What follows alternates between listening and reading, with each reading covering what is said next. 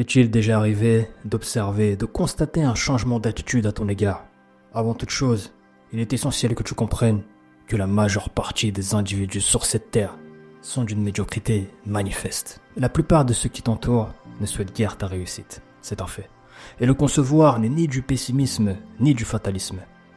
C'est tout simplement être suffisamment apte à regarder en face, à affronter la vérité, tout en ayant pleinement conscience du monde qui nous entoure. Il est naturellement plus difficile pour une personne qui t'a toujours de loin ou de près côtoyé d'apprécier à sa juste valeur ton évolution, de célébrer tes victoires et accomplissements.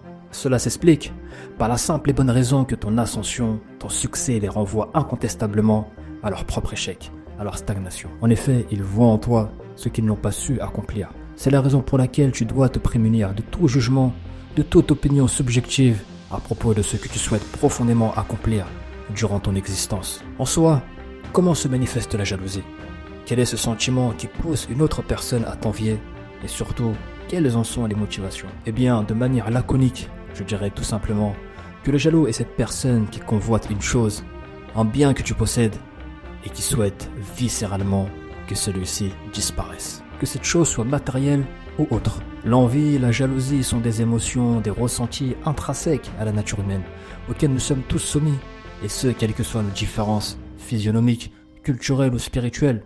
En revanche, seuls les esprits forts, munis d'une certaine noblesse comportementale, réussissent à dompter ce sentiment délétère, qui a pour principale conséquence de corrompre le cœur de son auteur, qui devient habité par la haine, le stress et la frustration. Ce qui est d'autant plus étonnant et navrant, c'est le fait de constater que généralement cet art émerge, prend naissance au sein même de ton environnement, à travers les personnes que tu côtoies. Donc sache que lorsque tu as pour aspiration d'accomplir de grandes ou même des choses minimes, tu dois être en mesure de comprendre, d'analyser et de décrypter la psychologie humaine. Toutes ces informations doivent t'amener au constat suivant.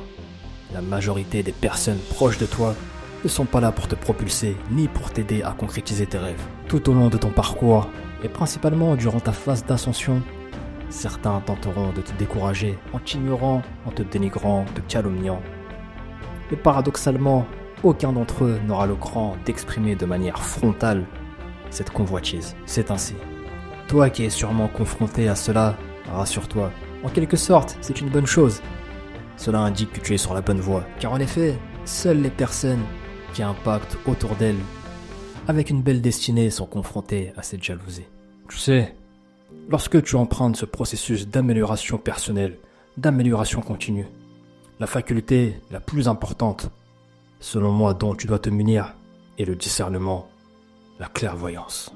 Avoir un esprit limpide, une réflexion fluide, afin de pouvoir faire le tri sur les personnes qui t'entourent. Être en mesure de détecter toute énergie toxique ayant pour effet de ralentir ta progression. C'est la raison pour laquelle il est primordial de t'entourer, dans la mesure du possible bien sûr, de personnes qui te tirent exclusivement vers le haut, qui t'aident à atteindre tes objectifs, ou à minima, qui vont dans une direction comparable à la tienne. Et même si cela s'avère nécessaire, accepter l'idée d'évoluer durant une période seul. Détermine tes objectifs, évalue tes moyens à l'instant T, planifie un plan, décompose-le et mets-toi au travail. Tu verras par la suite naturellement des personnes s'écarter de toi et d'autres se rapprocher. C'est ce que je nomme personnellement la sélection naturelle. Arme-toi de patience, excelle dans tes projets. C'est la posture la plus pertinente que tu puisses adopter. En aucun cas, la crainte, la gêne, l'impatience ne doivent t'habiter. Cela ne doit en rien perturber le processus que tu as décidé d'enclencher. Ne perds jamais à l'esprit qu'un individu déterminé, muni d'une confiance en soi inextinguible, qui a bâti ses fondations sur la maîtrise de soi, le contrôle de ses émotions, ne peut se laisser perturber par ce type de phénomène. Celui qui réussit à faire preuve de stoïcisme, qui se pare, qui se protège, qui se prémunit de toute forme d'obstacle, de ralentissement à ses projets, n'aura d'autre alternative que d'embrasser le succès et la félicité. Ne permet donc à personne d'impacter négativement ta réalité. Et oui, c'est ça même.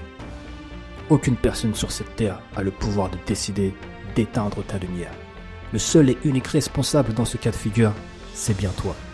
Toi qui laisses l'opportunité aux autres de susciter en toi le doute, t'écartant ainsi de ta destinée.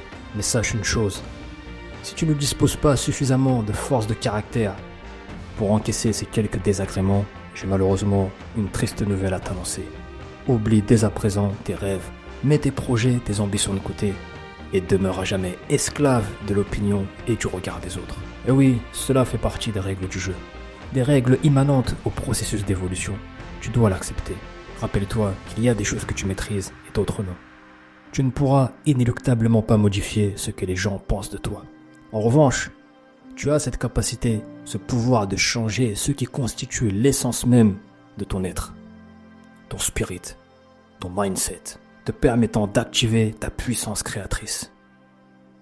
C'est donc sur cela que tu dois concentrer sans relâche tes efforts.